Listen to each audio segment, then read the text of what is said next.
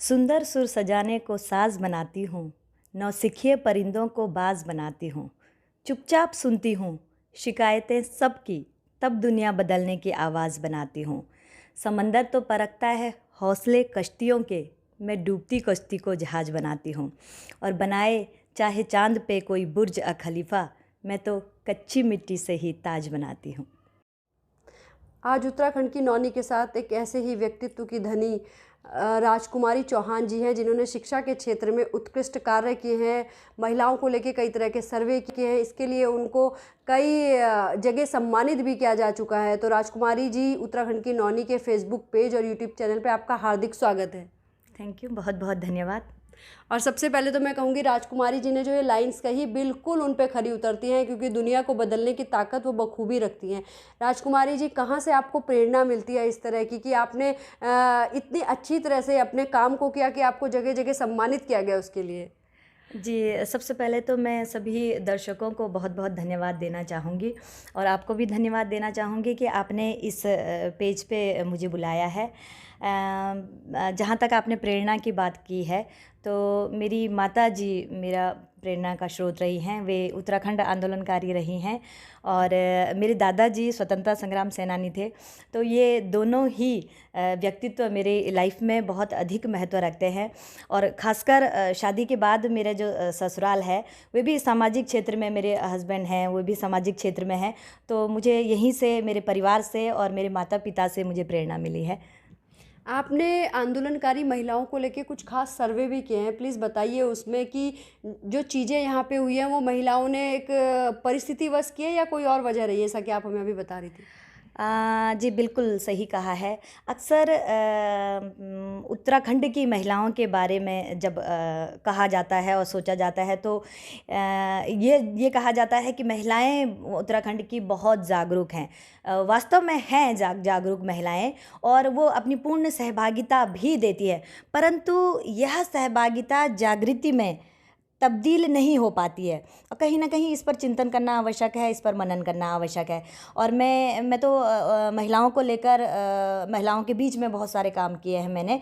तो मैंने उत्तराखंड की महिलाओं पर एक सर्वेक्षण किया था और जनरली कहा जाता है कि उत्तराखंड में जितने भी आंदोलन हुए हैं, उसमें महिलाओं की महत्वपूर्ण भूमिका रही है। निसंदेह महिलाओं की महत्वपूर्ण भूमिका रही है और ये भी कहा जाता है कि महिलाएँ बहुत जागरूक हैं, इसलिए वे इस आंदोलन में कूदी हैं। परंतु मैंने जितने भी आंदोलन देखे हैं, वो चाहे चिपको आंदोलन हो, वो चाहे मद्य निषेध आंदोलन हो, वो चाहे उत्तराखंड पृथक पर्वतीय राज्य आंदोलन ही क्यों ना हो, परंतु मैंने इन सभी आंदोलन में एक चीज़ बहुत कॉमन पाई है कि महिलाएं जागरूकतावश नहीं बल्कि परिस्थितिवश इस आंदोलन में कूदती हैं। अगर आप मैं एग्जाम्पल के तौर पर कहूँ तो आपने देखा होगा कि भाई चिपको आंदोलन में सभी महिलाएं बढ़ चढ़ करके चिपको आंदोलन में महिलाओं ने हिस्सेदारी की, परंतु यदि अगर वे जागरूक होती तो इस आंदोलन को और और आगे ले जाती, गौरा देवी और आगे आती। लेकिन परंतु मुझे लगा कि उनका ध्येय पूरा हुआ, क्योंकि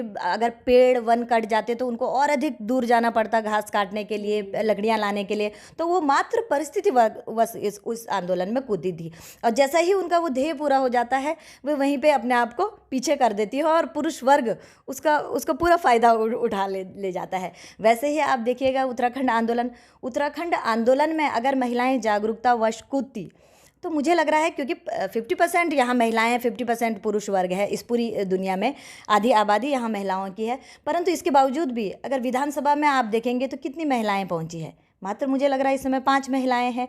हाँ, मैं उत्तराखंड सरकार की सराहना करूँगी कि उन्होंने पंचायत चुनावों में 50% आरक्षण महिलाओं को दिया है। नतीजा ये हुआ कि 50% महिलाएं पहुँची हैं, परंतु अगर महिलाएं जागरूक होती तो मुझे नहीं लगता कि प्रधानपति शब्द आपको सुनने को मिलता है। प्रधानपति शब्द है तो इसका मतलब है कि भाई प्रतिनिधित्व तो आपने दे दिया, सहभागिता तो होगी, लेकिन वो सहभागिता जागृति में तब्दील नहीं हो पाई। और अगर महिलाओं को आगे लाना है या महिलाओं को सशक्त करना है तो मुझे लगता है महिलाओं को सबसे पहले जागरूक करना होगा।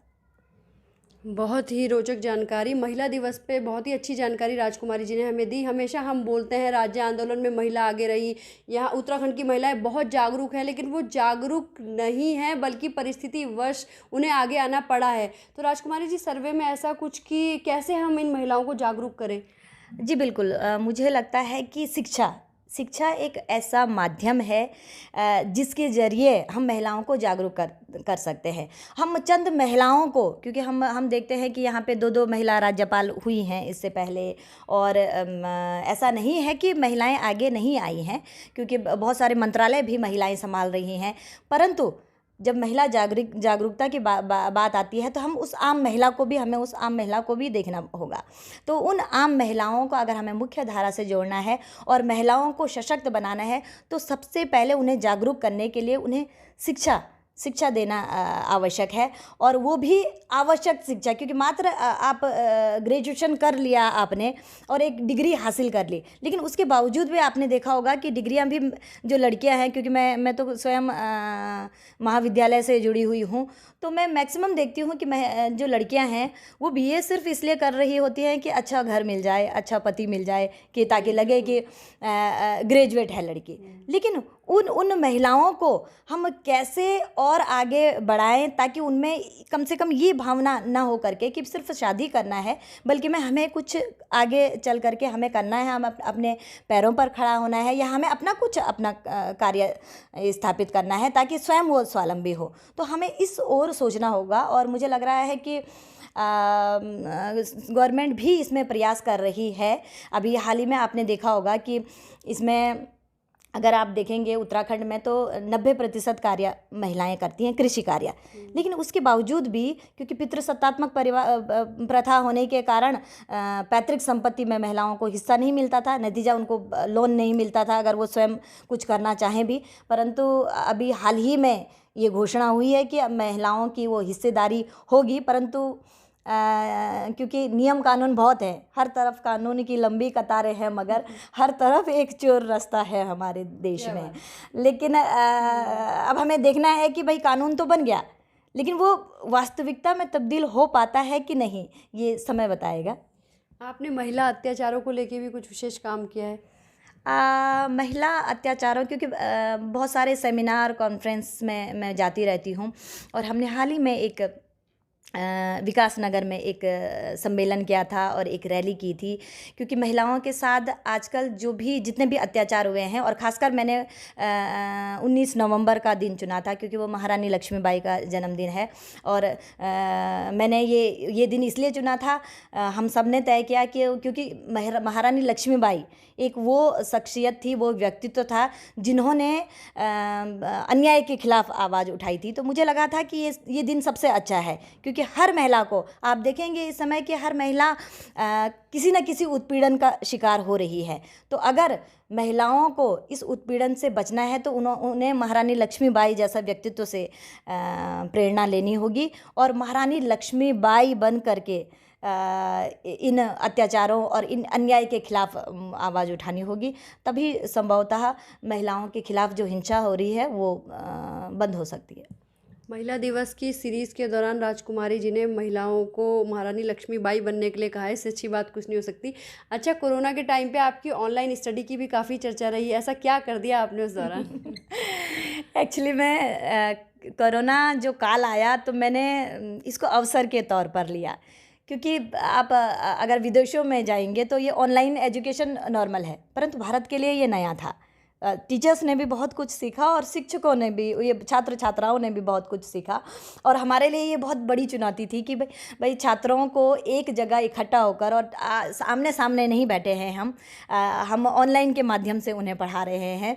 तो उनको धीरे धीरे मोटिवेट किया, और नतीजा ये हुआ कि मैं बहुत बार देखती थी कि क्योंकि हमारे जो विकास नगर क्षेत्र है वो मैक्सिमम जितने भी बच्चे हैं वो जौनसार के हैं या पहाड़ी क्षेत्र के हैं, तो मैंने बहुत बार देखा कि घास काटते काटते वो स्टूडेंट्स क्लास लेते थे कि लकड़ियाँ काटने जा रहे हैं, घास काटने जा रहे हैं और क्लास ले रहे हैं। उनके अभिभावक बहुत प्रसन्न हुए कि हमें लगा था कि ये कोरोना काल है और इस समय हमारे बच्चों की पढ़ाई बिल्कुल चौपट हो गई है, परंतु हमें बहुत अच्छा लग रहा है कि वे घर का काम भी कर रहे हैं और ऑनलाइन एजुकेशन भी ले रहे हैं। तो इस तरह से इस कोरोना काल ने हालांकि बहुत कुछ हमें सिखाया है और बहुत पॉजिटिव भी रहा वो, और दोनों ही चीज़ें रही है। अच्छा, एक तरफ जहाँ काफ़ी सारे टीचर्स इसका विरोध कर रहे थे कि कैसे हम ऑनलाइन पढ़ाएं, नेटवर्क नहीं रहता, बहुत सारी दिक्कतें आती हैं, कई सारे पेरेंट्स भी इसके लिए सामने आए कि भाई हमारे बच्चे की आंखों में दर्द हो रहा है, सर में दर्द हो रहा है, प्रॉब्लम आ रही है, और इस चीज़ को आपने इतना पॉजिटिव वे में लिया, मतलब क्या वजह रही? एक्चुअली मैं एक शिक्षक हूँ और मुझे लगता है कि शिक्षक के पास हर समस्या का समाधान होता है।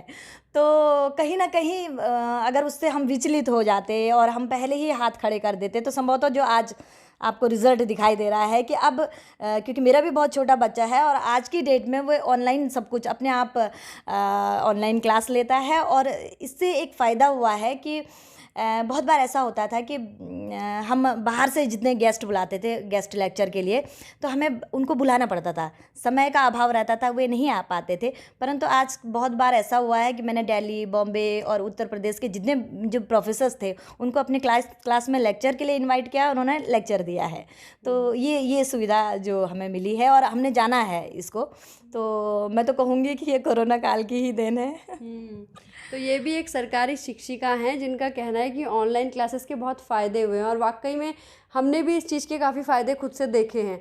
तो उत्तराखंड की नौनी से जुड़ने के लिए आपका बहुत बहुत धन्यवाद राजकुमारी जी। लेकिन हम जाते जाते कहेंगे कि प्लीज़ आप एक मैसेज हमारे दर्शकों के लिए दे के जाइए। महिलाओं के लिए खासकर क्योंकि मैं एक शिक्षक हूँ, और तो मैं हमारी जितनी भी बच्चियाँ हैं और जितनी भी महिलाएं हैं, मैं उनको सिर्फ इतना ही कहना चाहती हूँ, और मैं स्वयं भी, बल्कि मैं कुछ पंक्तियों के माध्यम से ये कहना चाहूँगी कि सीढ़ियाँ उन्हें मुबारक हो जिन्हें सिर्फ छत तक जाना है, मेरी मंजिल तो आसमान है और रास्ता मुझे खुद बनाना है।